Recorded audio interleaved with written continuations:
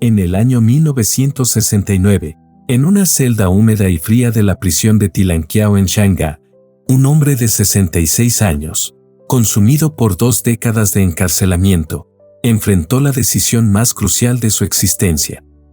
Los oficiales comunistas le presentaron una propuesta que parecía salida de las tentaciones del desierto: libertad inmediata, reconocimiento como intelectual reformado, una posición respetable en el gobierno y la garantía de que su familia viviría en seguridad. Todo a cambio de una simple declaración: renunciar públicamente al cristianismo y denunciar a sus hermanos en la fe. ¿Pueden imaginar el peso de semejante elección?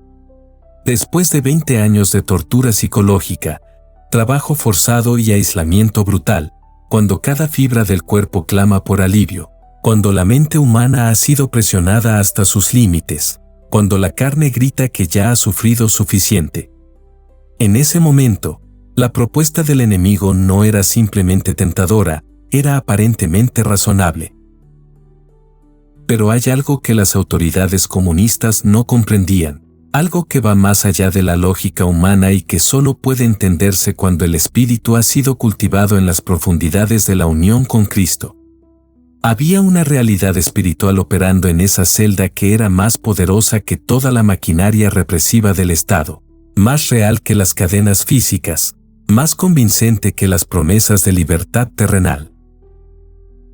Esta decisión no fue tomada en un momento de inspiración emocional o fanatismo religioso. Fue el resultado inevitable de una vida que había aprendido a discernir entre lo temporal y lo eterno, entre la realidad visible y la invisible, entre la vida del alma que busca preservarse y la vida del espíritu que está dispuesta a perderse para encontrar su verdadera existencia en Cristo.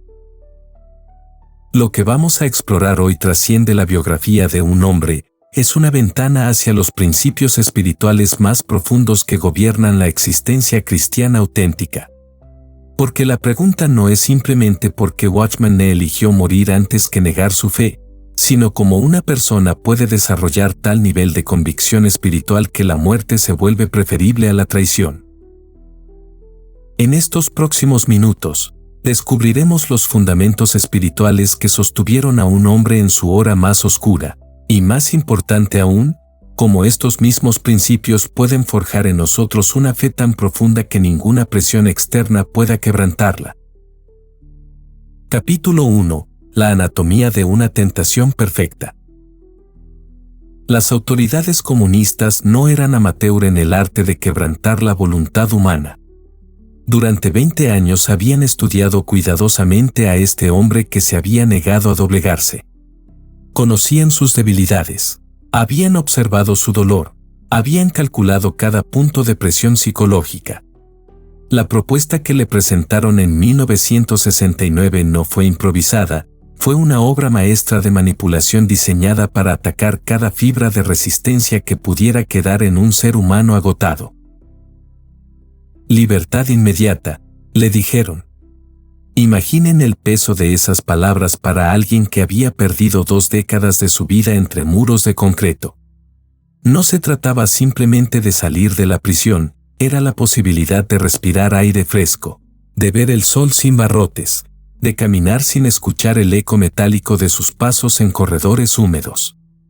Era la promesa de recuperar todo lo que había perdido, su biblioteca, su ministerio, la posibilidad de abrazar nuevamente a su esposa y de servir al pueblo que amaba.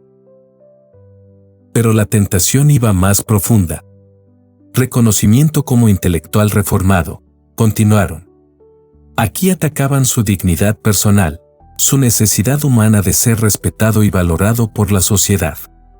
Durante 20 años había sido tratado como un criminal, un enemigo del pueblo, alguien cuya existencia era considerada una amenaza.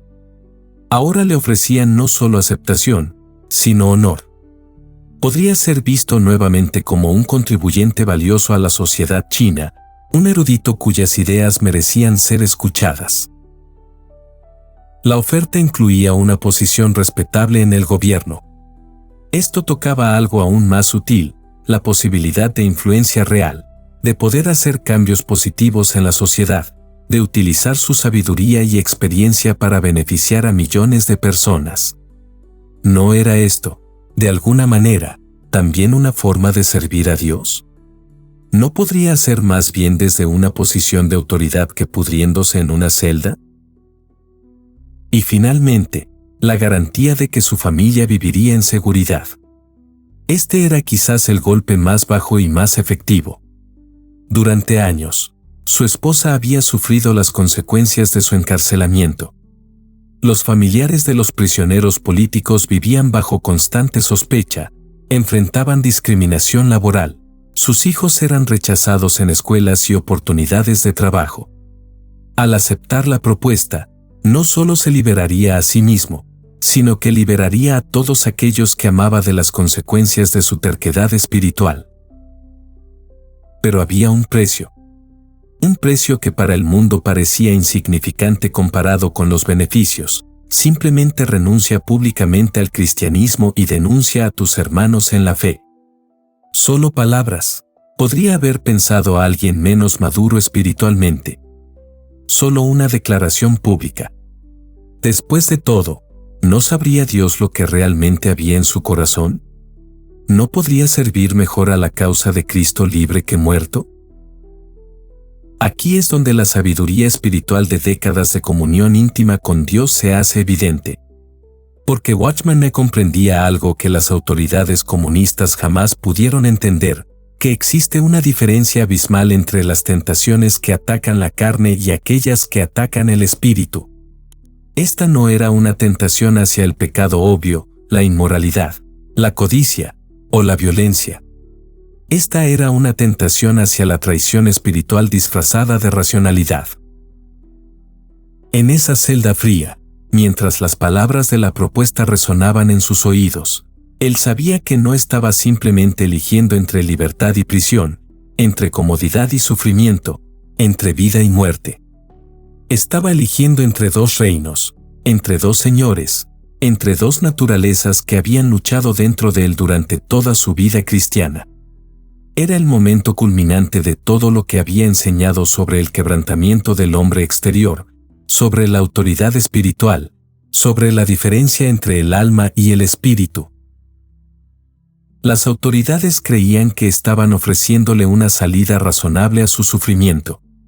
Pero él sabía que le estaban ofreciendo algo mucho peor que la muerte física, la muerte espiritual, la traición a todo lo que había llegado a conocer como verdadero y eterno, el abandono de aquellos que dependían de su ejemplo para mantener su propia fe en circunstancias similares. Esta tentación fue perfecta en su diseño porque atacaba no los aspectos obviamente carnales de la naturaleza humana, sino aquellos que podrían parecer hasta nobles, el deseo de libertad, el anhelo de ser útil, la preocupación por la familia, la aspiración de influir positivamente en la sociedad. Era la clase de tentación que podría haber convencido incluso a creyentes sinceros de que era la voluntad de Dios aceptarla. Pero cuando el espíritu ha sido educado en las realidades eternas, cuando una persona ha aprendido a discernir entre la voz de Dios y las voces de la razón humana, cuando la cruz de Cristo ha hecho su obra profunda de separar entre el alma y el espíritu, entonces incluso las tentaciones más sofisticadas pierden su poder. Porque en el fondo, todas se reducen a la misma pregunta fundamental que enfrentó Cristo en el desierto: ¿a quién servirás? Capítulo 2. Los fundamentos espirituales de una convicción inquebrantable. Para comprender la decisión de Watchman Nee, debemos explorar los cimientos espirituales que había construido durante décadas de comunión íntima con Dios. Su respuesta en esa celda no fue el resultado de un momento de inspiración, sino la expresión natural de verdades que habían sido forjadas en su espíritu a través de años de disciplina espiritual y experiencia con Cristo. El primer fundamento era su comprensión profunda de la diferencia entre el alma y el espíritu. Durante toda su vida ministerial había enseñado que el cristiano es un ser tripartito: espíritu, alma y cuerpo. Había explicado una y otra vez que la vida cristiana auténtica fluye desde el espíritu, no desde el alma. El alma, con sus emociones, pensamientos y voluntad, busca naturalmente la autopreservación, la comodidad, el reconocimiento. Pero el espíritu, cuando está unido a Cristo, tiene diferentes prioridades. En esa celda, mientras escuchaba la propuesta de las autoridades, cada fibra de su alma gritaba, acepta. Su mente calculaba los beneficios, sus emociones anhelaban el alivio, su voluntad natural se inclinaba hacia la supervivencia. Pero en las profundidades de su espíritu, donde Cristo habitaba, había una voz más clara y más autoritativa que decía, el que quiera salvar su vida, la perderá, pero el que pierda su vida por mi causa y por el Evangelio, la salvará. Esta no era teología abstracta para él, era realidad vivida. Había experimentado durante décadas cómo las decisiones tomadas desde el alma, por más racionales que parecieran, conducían inevitablemente a vacío espiritual, mientras que las decisiones tomadas desde el espíritu, aunque parecieran ilógicas al mundo, resultaban en vida abundante. El segundo fundamento era su convicción sobre la autoridad espiritual. Durante años había enseñado que Dios establece autoridades en diferentes esferas, en la familia, en la iglesia, en la sociedad. Pero había una jerarquía clara. Cuando las autoridades humanas contradecían la autoridad divina, el cristiano debía obedecer a Dios antes que a los hombres. Esto no era rebeldía, era reconocimiento del orden espiritual establecido por Dios mismo.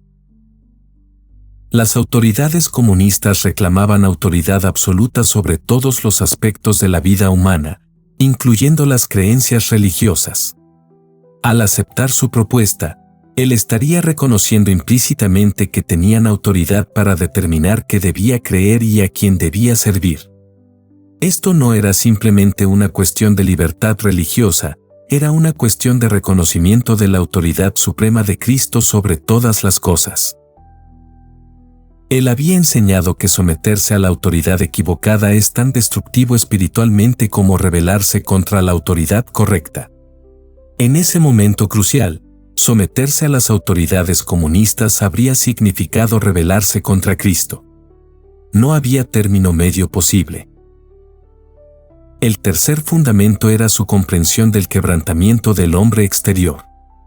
Una de sus enseñanzas más profundas trataba sobre cómo Dios permite circunstancias dolorosas en nuestras vidas para quebrantar el cascarón duro del hombre exterior, nuestra naturaleza carnal, nuestras defensas psicológicas, nuestros mecanismos de autoprotección, para que el hombre interior, donde Cristo vive, pueda ser liberado. Durante 20 años de prisión, había experimentado este quebrantamiento de manera más intensa que la mayoría de cristianos jamás experimentarían. Había visto cómo Dios había usado cada día de sufrimiento, cada momento de humillación, cada hora de soledad, para pulir su carácter y profundizar su dependencia en Cristo. Ahora, en el momento culminante de ese proceso, aceptar la propuesta habría significado desperdiciar todo ese quebrantamiento divino. Era como un escultor que ha trabajado durante años en una obra maestra, removiendo cuidadosamente cada pedazo de mármol innecesario, y luego, cuando está a punto de completar la obra, decide destruirla. El quebrantamiento que había experimentado no había sido castigo, había sido preparación. Y esta decisión final era la prueba de si ese quebrantamiento había logrado su propósito. El cuarto fundamento era su visión de la perspectiva eterna. Había pasado décadas enseñando que la vida presente es apenas un vapor, un momento transitorio en la existencia eterna del alma. Había ayudado a miles de creyentes a desarrollar lo que él llamaba la mente del reino, la capacidad de evaluar todas las circunstancias presentes a la luz de las realidades eternas. Desde esta perspectiva, la propuesta de las autoridades se veía completamente diferente. Los beneficios que ofrecían, libertad física, reconocimiento social, seguridad material, eran temporales y, en el contexto de la eternidad, insignificantes. Pero las consecuencias espirituales de aceptar traición a Cristo, daño al testimonio del Evangelio, tropiezo para otros creyentes, eran eternas e irreversibles. Él sabía que podría vivir algunos años más en libertad física, pero ¿de qué le serviría ganar unos pocos años de comodidad terrena si perdía su recompensa eterna? Más aún, ¿cómo podría enfrentar a Cristo en el tribunal sabiendo que había negado su fe cuando fue puesto a prueba? El quinto fundamento era su amor genuino por el cuerpo de Cristo. No era un individualista espiritual, toda su vida había estado dedicada a edificar la iglesia. Sabía que su decisión tendría repercusiones que irían mucho más allá de su situación personal. Otros creyentes encarcelados lo observaban. Las iglesias locales que había ayudado a establecer necesitaban saber que era posible permanecer fiel hasta el fin. Si él, siendo uno de los líderes más respetados del cristianismo chino, cedía bajo presión, ¿qué esperanza tendrían los creyentes más jóvenes y menos maduros? Su compromiso podría desencadenar una ola de apostasía que dañaría la iglesia durante generaciones. Su fidelidad, por el contrario, fortalecería la fe de miles. Este no era pensamiento abstracto. Durante sus años de ministerio había visto cómo las decisiones de los líderes espirituales impactaban profundamente la fe de aquellos que lo seguían. Sabía que llevaba sobre sus hombros no solo su propia salvación, sino la responsabilidad de ser un ejemplo digno de Cristo para otros. Estos fundamentos no eran teorías teológicas que había aprendido en libros, eran realidades espirituales que había vivido, probado y verificado durante décadas de experiencia cristiana. En el momento de la prueba suprema, no tuvo que inventar nuevas convicciones, simplemente tuvo que permanecer fiel a las verdades que ya había integrado en las fibras más profundas de su ser. Capítulo 3. El poder de las convicciones probadas por el fuego. Existe una diferencia abismal entre las convicciones intelectuales y las convicciones forjadas en el fuego de la experiencia. Cuando Watchman enfrentó su momento de decisión suprema, no estaba operando desde creencias teóricas sobre el cristianismo, sino desde verdades que habían sido probadas y refinadas a través de 2 décadas de persecución implacable. En los primeros años de su encarcelamiento, había enfrentado momentos de duda devastadora. Hubo noches interminables cuando se preguntó si Dios realmente estaba con él, si su interpretación del cristianismo había sido correcta, si el precio que estaba pagando por su fe tenía algún sentido. Estas no eran dudas superficiales, eran crisis espirituales profundas que cuestionaban los fundamentos mismos de su existencia. Pero es precisamente en estos momentos de oscuridad espiritual cuando las convicciones auténticas se distinguen de las falsas. Las convicciones basadas meramente en tradición, emoción o presión social se desmoronan bajo presión extrema. Solo aquellas convicciones que están enraizadas en encuentros genuinos con Dios pueden sobrevivir el fuego refinador del sufrimiento prolongado. Durante esos 20 años, había tenido tiempo más que suficiente para examinar cada aspecto de su fe. No había distracciones externas, actividades ministeriales que lo mantuvieran ocupado, o aplausos de audiencias que reforzaran su ego. Era solo él, su Dios, y la brutal honestidad que viene cuando todas las pretensiones son despojadas por el sufrimiento. En esa soledad forzada, había redescubierto verdades que conocía intelectualmente, pero que ahora experimentaba en niveles que jamás había imaginado. La presencia de Cristo no era simplemente una doctrina teológica, era una realidad tan tangible como el frío de su celda. La oración no era una disciplina religiosa, era tan esencial como respirar. La palabra de Dios no era literatura inspiradora, era el alimento diario que sostenía su alma en vida. Había aprendido a distinguir entre la voz de Dios y los susurros de su propia alma desesperada. Hubo ocasiones cuando su mente le sugería que quizás Dios había cambiado de opinión, que tal vez era tiempo de buscar un compromiso, que posiblemente había malinterpretado la voluntad divina. Pero en las profundidades de su espíritu, donde el ruido de las circunstancias no podía penetrar, La voz de Dios permanecía clara y constante. Una de las convicciones más profundas que había desarrollado era sobre la naturaleza del testimonio cristiano. Había llegado a entender que el testimonio más poderoso no son las palabras que hablamos cuando todo va bien, sino la fidelidad que demostramos cuando todo parece perdido. Las autoridades comunistas pensaban que estaban destruyendo su ministerio al encarcelarlo, pero él había descubierto que su testimonio silencioso en prisión estaba impactando más vidas que muchos de sus sermones anteriores. Sabía que otros prisioneros lo observaban.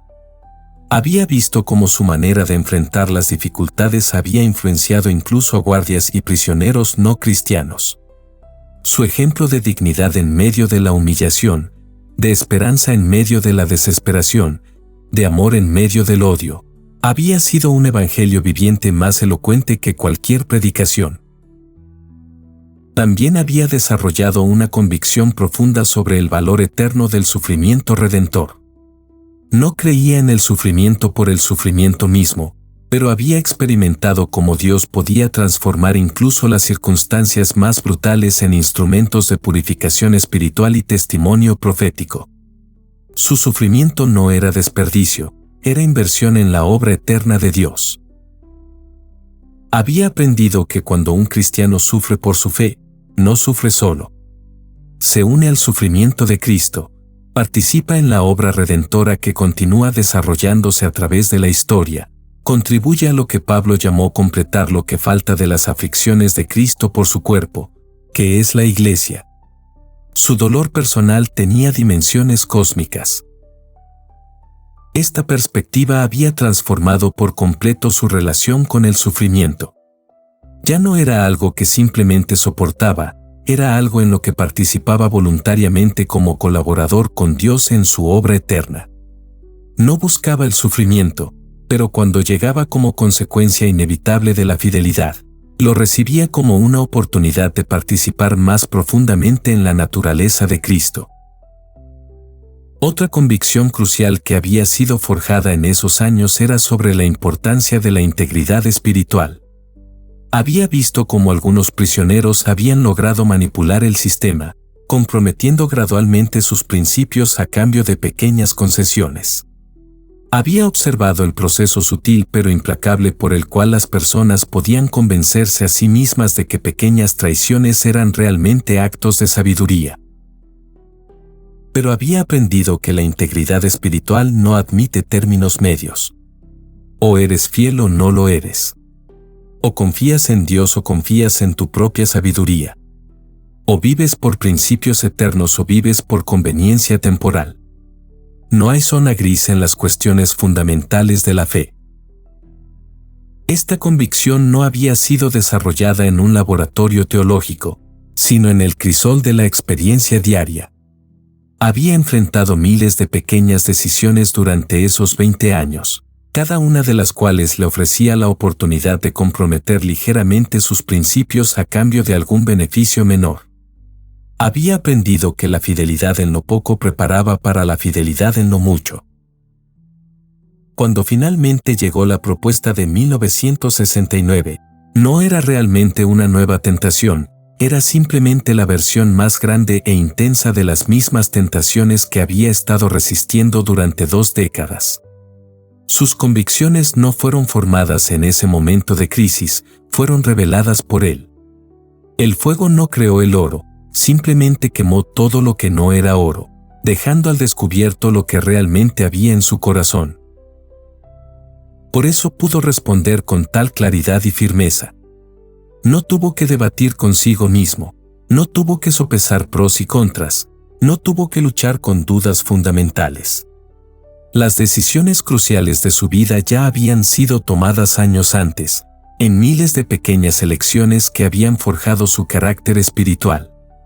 La decisión de 1969 fue simplemente la expresión externa de lo que ya era internamente. Capítulo 4. El testimonio silencioso que trasciende las palabras.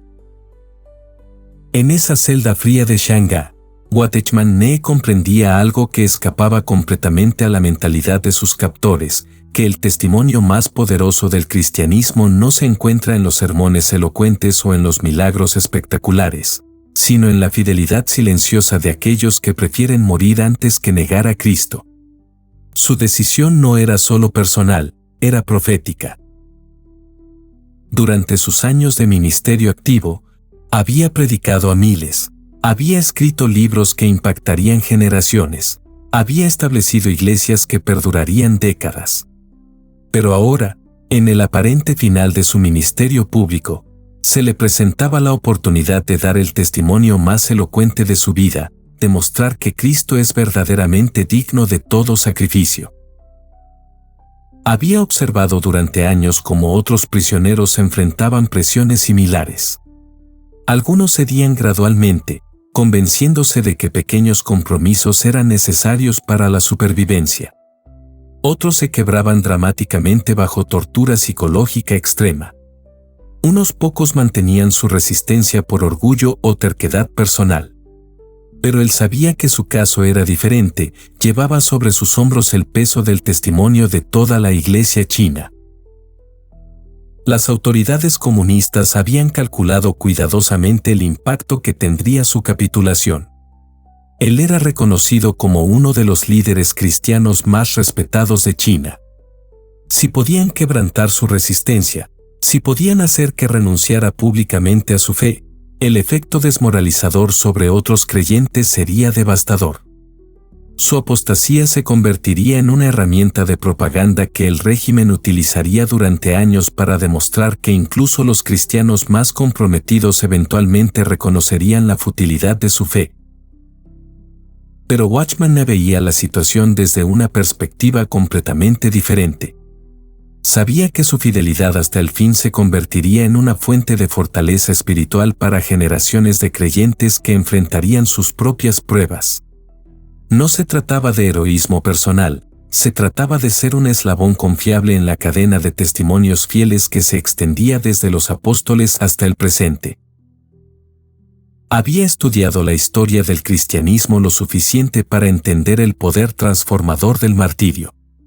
No era que glorificara la muerte o buscara innecesariamente el sufrimiento, sino que reconocía que hay momentos en la historia cuando Dios llama a ciertos individuos a dar el testimonio supremo de su fe a través del sacrificio de sus vidas. Los primeros mártires cristianos no murieron porque odiaran la vida, sino porque amaban algo más que la vida. Esteban no buscó ser apedreado, pero cuando llegó el momento de elegir entre negar a Cristo o enfrentar la muerte, su elección fue clara e instantánea. Policarpo no provocó su martirio, pero cuando las autoridades le ofrecieron libertad a cambio de blasfemar contra Cristo, respondió: 86 años he servido a Cristo, y Él nunca me ha hecho mal. ¿Cómo puedo blasfemar contra mi Rey que me salvó? Watchman Nee se veía a sí mismo como parte de esta noble tradición. Su muerte no sería el final de su ministerio, sería su culminación. Sabía que hay verdades sobre la fe cristiana que solo pueden ser comunicadas a través del testimonio del martirio. Hay aspectos del carácter de Cristo que solo pueden ser revelados cuando sus seguidores demuestran que Él es verdaderamente más valioso que la vida misma. También entendía el impacto que su decisión tendría sobre las futuras generaciones de cristianos chinos. Durante siglos, la Iglesia en China había enfrentado persecuciones intermitentes. Pero la persecución comunista era diferente en su intensidad sistemática y su sofisticación psicológica. Los creyentes jóvenes necesitaban ejemplos de cómo era posible permanecer fiel incluso bajo las presiones más extremas. Su testimonio se convertiría en parte del patrimonio espiritual de la Iglesia china. Décadas después de su muerte, cuando otros creyentes enfrentaran sus propias pruebas, recordarían que Watchman Nee había permanecido fiel hasta el fin. Su ejemplo les daría fuerzas para resistir sus propias tentaciones de compromiso. Pero el impacto de su testimonio se extendería mucho más allá de China. Sabía que la Iglesia mundial observaba lo que sucedía con los cristianos chinos bajo el régimen comunista. Su fidelidad enviaría un mensaje a creyentes en todo el mundo sobre la autenticidad y el poder del Evangelio. Demostraría que la fe cristiana no es simplemente una filosofía confortante para tiempos de prosperidad, sino una realidad tan poderosa que puede sostener a una persona incluso en las circunstancias más desesperantes. Además, comprendía que su testimonio tendría dimensiones que trascendían incluso la esfera humana. En las realidades espirituales invisibles, su fidelidad sería una victoria sobre las fuerzas de oscuridad que habían orquestado su persecución. Satanás había apostado a que podría quebrantar su fe a través de años de sufrimiento implacable. Su decisión de permanecer fiel demostraría una vez más que el poder de Cristo es superior a cualquier estrategia del enemigo. No estaba siendo dramático o melodramático en esta perspectiva, estaba siendo realista sobre las dimensiones espirituales de su situación. Sabía que su lucha no era solo contra carne y sangre, sino contra principados y potestades en las regiones celestiales. Su victoria espiritual tendría repercusiones en la guerra invisible que se libra constantemente entre el reino de Dios y el reino de las tinieblas. También reconocía que su testimonio serviría como una refutación viviente de las acusaciones que los enemigos del cristianismo hacían contra la fe. Los comunistas argumentaban que la religión era simplemente el opio del pueblo, una escapatoria ilusoria de las realidades duras de la vida. Pero su disposición a morir por su fe demostraría que el cristianismo auténtico no es escapismo, es compromiso con realidades que trascienden este mundo pero que demandan todo nuestro ser en este mundo. Su muerte sería una declaración silenciosa pero elocuente de que Cristo es real, de que las promesas de Dios son confiables, de que existe algo en este universo que vale más que la preservación de la vida física. Sería un testimonio que ningún argumento intelectual podría refutar, porque estaría respaldado por el sacrificio supremo de su propia vida. En ese momento de decisión, Watchman Nee no estaba simplemente eligiendo cómo terminar su vida, estaba eligiendo cómo completar su testimonio. Y sabía que un testimonio sellado con sangre tiene un poder que ningún otro testimonio puede igualar. Capítulo 5. La diferencia entre supervivencia y fidelidad. En el momento crucial de enfrentar la propuesta de las autoridades comunistas, Watchman Nee se encontró en la intersección entre dos filosofías de vida completamente opuestas, la filosofía de la supervivencia y la filosofía de la fidelidad. Esta distinción no era meramente académica, era la diferencia entre dos formas fundamentalmente diferentes de entender el propósito de la existencia humana. La filosofía de la supervivencia opera desde la premisa de que la preservación de la vida física es el valor supremo. Desde esta perspectiva, cualquier decisión que amenace la supervivencia es, por definición, irracional. Todo lo demás, principios, convicciones, lealtades, debe ser subordinado al imperativo primordial de seguir viviendo. Esta filosofía domina no solo el pensamiento secular, sino que había infiltrado incluso el pensamiento de muchos cristianos que habían perdido de vista las realidades eternas. Las autoridades comunistas operaban completamente desde esta filosofía. Para ellos, la propuesta que le hacían era perfectamente razonable. ¿Por qué alguien elegiría morir cuando podría vivir? ¿Por qué mantener lealtad a ideas abstractas cuando se podría disfrutar de beneficios concretos? Desde su perspectiva materialista, la decisión era obvia. Pero Watchman Nee había sido educado en una filosofía completamente diferente, la filosofía de la fidelidad. Esta perspectiva reconoce que hay valores que trascienden la mera supervivencia, que existe algo en el universo más importante que la preservación de la vida física, que la calidad de nuestra existencia es más significativa que su duración. Durante décadas de estudio bíblico y experiencia espiritual, había llegado a comprender que la vida verdadera no es simplemente la función biológica, sino la relación correcta con Dios. Jesús mismo había enseñado, el que haya su vida, la perderá, y el que pierde su vida por causa de mí, la hallará. Esta paradoja no era un acertijo intelectual, era la descripción de una realidad espiritual fundamental. Había observado durante años cómo personas que dedicaban toda su energía a preservar y extender su vida física frecuentemente terminaban viviendo vidas vacías y sin sentido.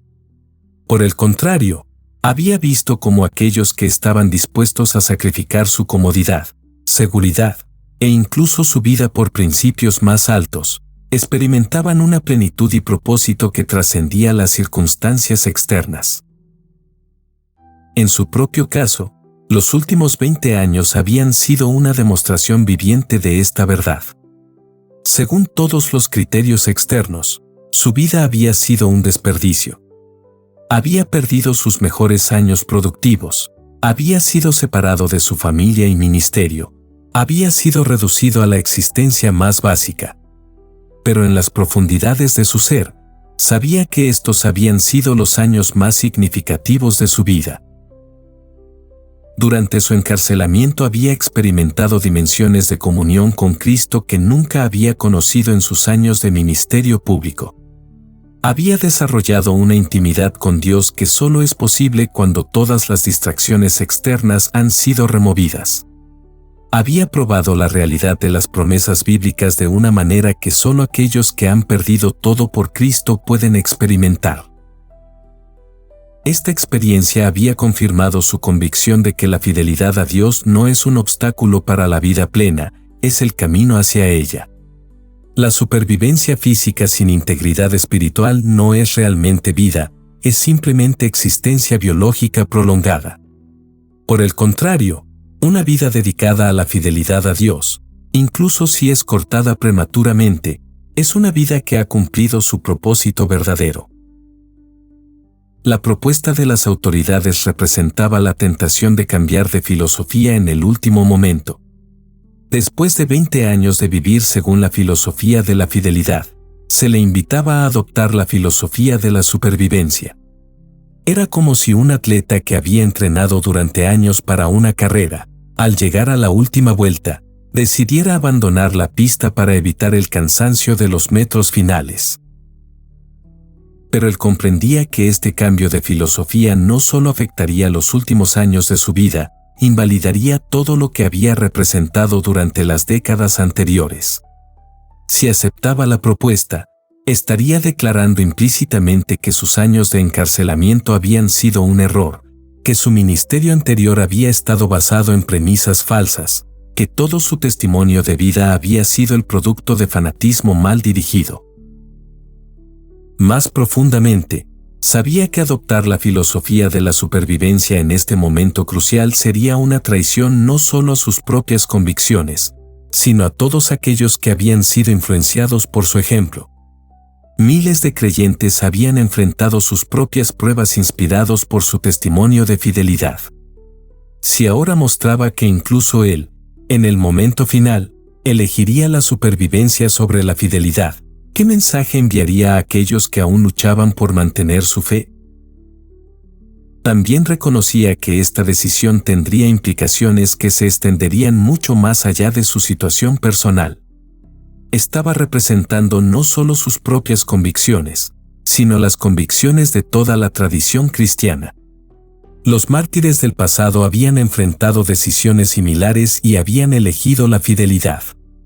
Su decisión determinaría si él sería contado entre aquellos que habían sido fieles hasta la muerte, o entre aquellos que habían fallado en el momento crucial. Pero quizás el aspecto más profundo de esta distinción filosófica tenía que ver con su entendimiento de la naturaleza de Dios mismo. Sabía que Dios no era simplemente un benefactor celestial cuyo propósito principal era hacer que la vida humana fuera más cómoda y prolongada. Dios era el creador soberano cuya gloria era el valor supremo en el universo. La vida humana, por preciosa que fuera, tenía valor precisamente porque podía ser dedicada a glorificar a Dios. Desde esta perspectiva, una vida dedicada fielmente a Dios, sin importar su duración, cumplía su propósito máximo. Una vida preservada a costa de la fidelidad a Dios, sin importar cuán larga fuera, fallaba en su propósito fundamental. No se trataba de despreciar la vida, sino de entender para qué había sido creada la vida. En esa celda fría, enfrentando la decisión más importante de su existencia, Watchman Nee no tuvo que debatir entre estas dos filosofías. Durante décadas había elegido consistentemente la fidelidad sobre la conveniencia, el compromiso sobre la comodidad, la obediencia a Dios sobre la adaptación a las circunstancias. Esta decisión final era simplemente la expresión más dramática de una filosofía de vida que había estado viviendo durante años. Su elección no fue el resultado de fanatismo o desesperación, fue la culminación lógica de una vida dedicada a los valores eternos. Demostró que hay algo en el universo más valioso que la supervivencia física, la fidelidad al Dios que nos creó y nos redimió. Capítulo 6. El legado de una decisión eterna.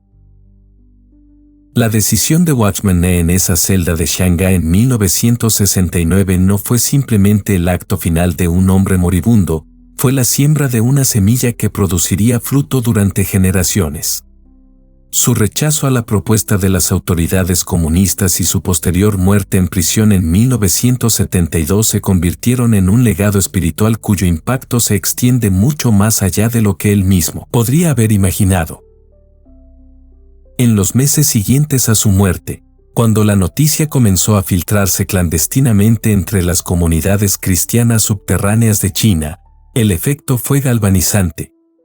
Los creyentes que habían estado luchando con sus propias tentaciones de compromiso encontraron en su ejemplo la inspiración que necesitaban para permanecer fieles. Su testimonio se convirtió en evidencia viviente de que era posible mantener la fe incluso bajo las presiones más extremas. Durante las décadas posteriores, cuando la persecución religiosa en China continuó con intensidad variable, el nombre de Watchman Nee se convirtió en sinónimo de fidelidad inquebrantable. Los pastores de iglesias caseras lo citaban cuando necesitaban animar a sus congregaciones a resistir la presión gubernamental. Los padres cristianos contaban su historia a sus hijos como ejemplo de lo que significa verdaderamente seguir a Cristo. Pero el impacto de su testimonio se extendió mucho más allá de las fronteras de China. En países del mundo occidental, donde los cristianos enfrentaban formas más sutiles pero igualmente reales de presión para comprometer su fe, su ejemplo sirvió como recordatorio de que el costo del discipulado es real y que la fidelidad a Cristo puede requerir sacrificios genuinos. Su decisión también tuvo un impacto profundo en el desarrollo de la teología del martirio en el siglo XX. Los teólogos que estudiaron su vida y muerte encontraron en su experiencia una ilustración poderosa de cómo los principios bíblicos sobre el sufrimiento redentor podían ser vividos en circunstancias contemporáneas. Su testimonio se convirtió en una refutación viviente de las formas secularizadas del cristianismo que había perdido de vista la dimensión del sacrificio en la vida cristiana. En el ámbito académico, su decisión final proporcionó material para innumerables estudios sobre la resistencia espiritual bajo regímenes totalitarios. Los investigadores que examinaron los factores que permitieron a algunos individuos mantener su integridad bajo presión extrema encontraron en su ejemplo principios que trascendían las circunstancias específicas de la China comunista. Pero quizás el aspecto más significativo de su legado fue la manera en que su muerte transformó la comprensión popular del poder del testimonio cristiano. En una era cuando muchos cristianos habían comenzado a pensar que el testimonio más efectivo era aquel que se adaptaba a las expectativas culturales contemporáneas, su ejemplo demostró que hay un poder único en el testimonio que está dispuesto a pagar el precio supremo. Su decisión también influyó profundamente en el desarrollo del movimiento de iglesias caseras en China. Los líderes de estas iglesias encontraron en su ejemplo la legitimación de su propia resistencia a la interferencia gubernamental en asuntos religiosos. Su testimonio se convirtió en parte del fundamento teológico sobre el cual construyeron su filosofía de ministerio independiente. En las décadas siguientes, cuando algunos de estos líderes enfrentaron sus propias decisiones sobre si comprometer con las autoridades o mantener su independencia, el ejemplo de Watchman Nee proporcionó un estándar claro de fidelidad. Su negativa a ceder bajo presión se convirtió en una prueba por la cual otros midieron su propia disposición al sacrificio. El impacto de su decisión también se extendió al ámbito de la literatura cristiana global. Sus libros, que ya habían tenido una influencia significativa antes de su encarcelamiento, adquirieron una autoridad adicional después de su muerte. Los lectores sabían que estos escritos no eran simplemente teorías teológicas, sino principios que habían sido probados hasta el punto del martirio. Esta autenticación viviente de sus enseñanzas llevó a una difusión aún mayor de sus obras. Traducidas a docenas de idiomas, sus libros continuaron influyendo a creyentes en todo el mundo que buscaban una espiritualidad más profunda y auténtica. Su muerte había sellado sus enseñanzas con una credibilidad que ningún argumento académico podría haber proporcionado. En el contexto latinoamericano específicamente, su testimonio resonó profundamente con cristianos que vivían bajo regímenes autoritarios durante las décadas de 1970 y 1980. Su ejemplo proporcionó inspiración para pastores y líderes laicos que enfrentaban presión gubernamental para moderar su mensaje o comprometer sus principios. Incluso en contextos menos extremos, su testimonio continuó influyendo a cristianos que enfrentaban formas más sutiles de presión para comprometer su fe. Profesionales que luchaban con dilemas éticos en sus lugares de trabajo, estudiantes que enfrentaban presión para conformarse con valores seculares en las universidades, y familias que resistían la presión cultural para adoptar estilos de vida que contradecían sus convicciones. Todos encontraron en su ejemplo la inspiración para permanecer fieles. Su legado también influyó en el desarrollo de la teología de la persecución en las iglesias del mundo libre. Su testimonio sirvió como recordatorio de que la persecución religiosa no era simplemente un fenómeno histórico, sino una realidad contemporánea que requería preparación espiritual y teológica. Esto llevó a un resurgimiento del interés en las disciplinas espirituales que preparan a los creyentes para enfrentar pruebas severas. Las iglesias comenzaron a enseñar más intencionalmente sobre el costo del discipulado, la naturaleza del sufrimiento redentor, y los principios espirituales que permiten a los creyentes permanecer fieles bajo presión. Pero quizás el aspecto más profundo de su legado fue la manera en que su decisión final validó toda su enseñanza previa sobre la diferencia entre la vida del alma y la vida del espíritu. Su disposición a morir antes que comprometer demostró de manera incontrovertible que había aspectos de la existencia humana que trascienden la mera supervivencia física.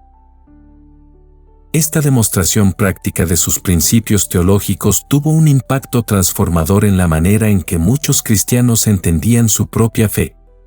Su testimonio sirvió como evidencia de que las realidades espirituales no son simplemente conceptos abstractos, sino fuerzas poderosas que pueden sostener a una persona incluso en las circunstancias más desesperantes.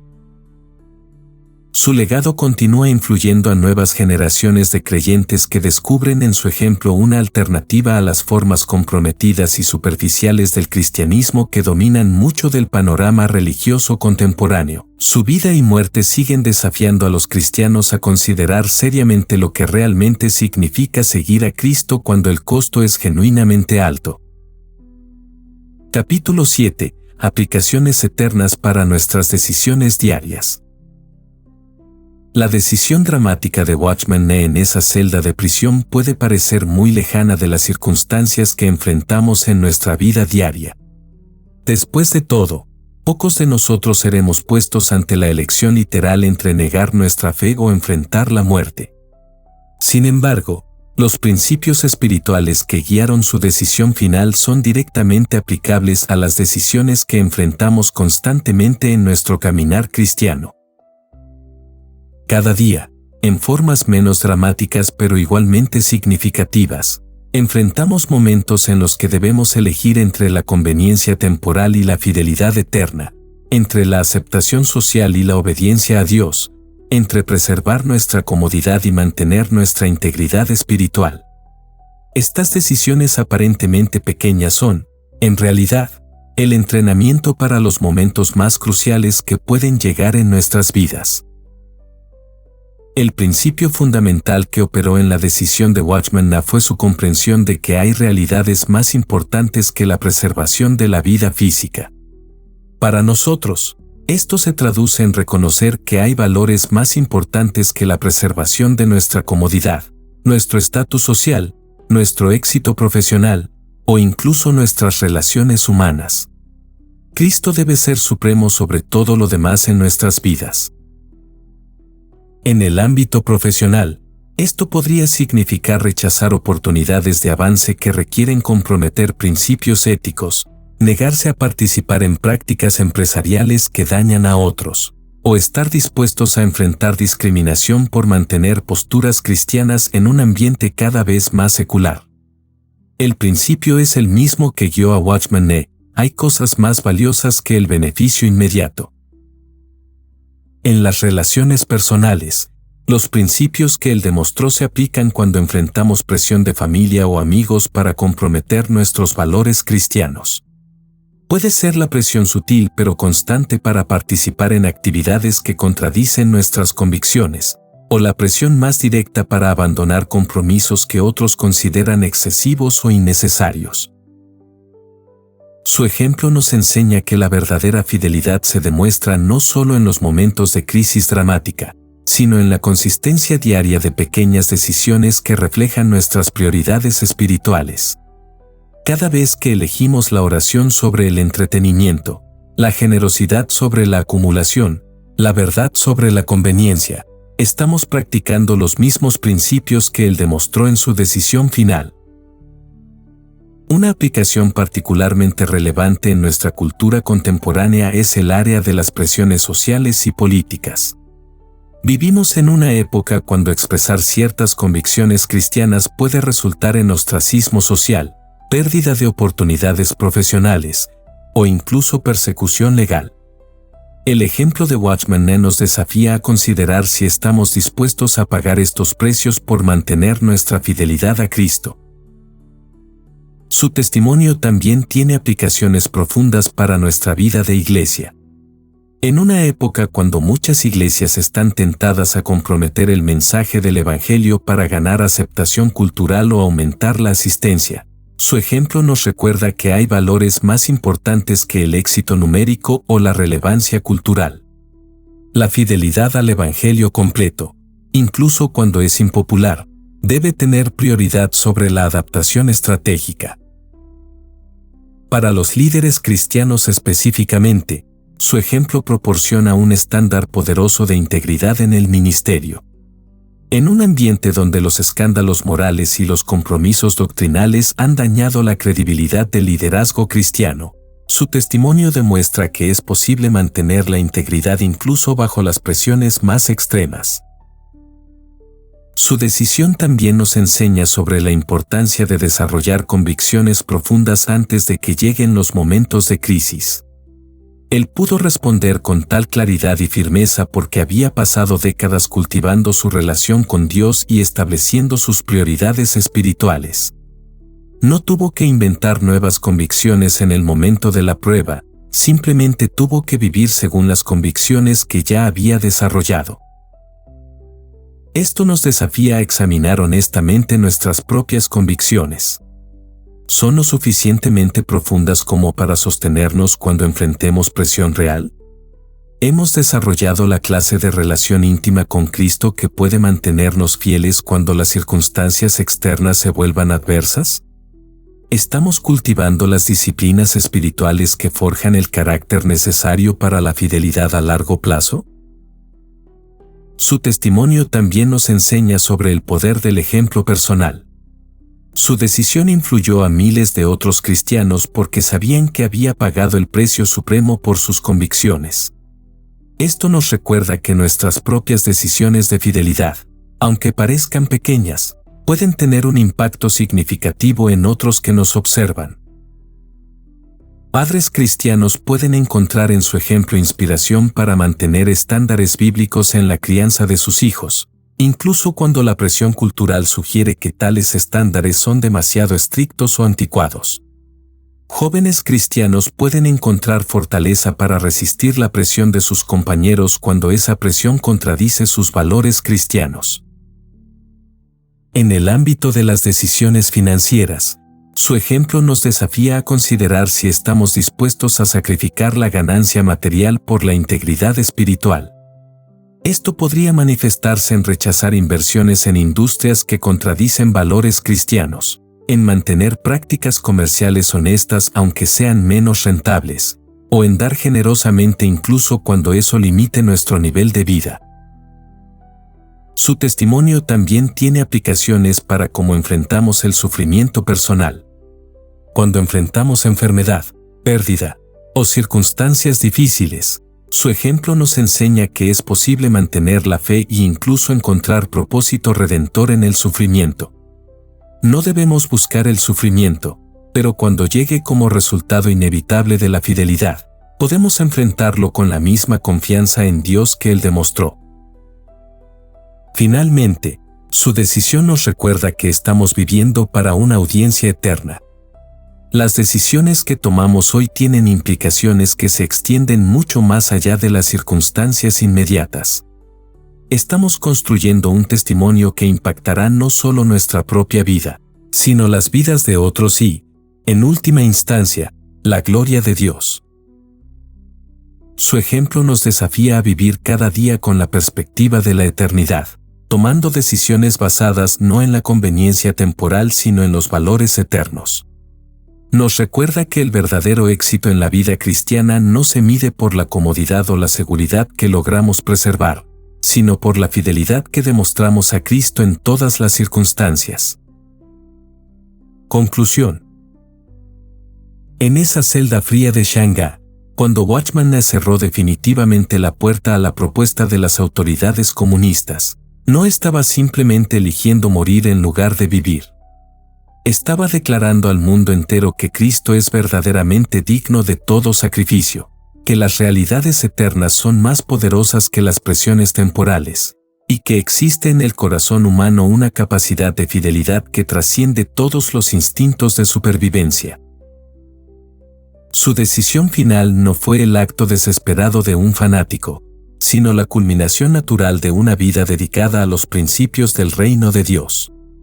Durante décadas había enseñado que el cristiano verdadero debe vivir para algo más grande que sí mismo, que la vida auténtica se encuentra no en la autopreservación sino en la entrega total a Cristo. En ese momento crucial, demostró que estas no eran simplemente palabras bonitas sino convicciones por las cuales estaba dispuesto a morir.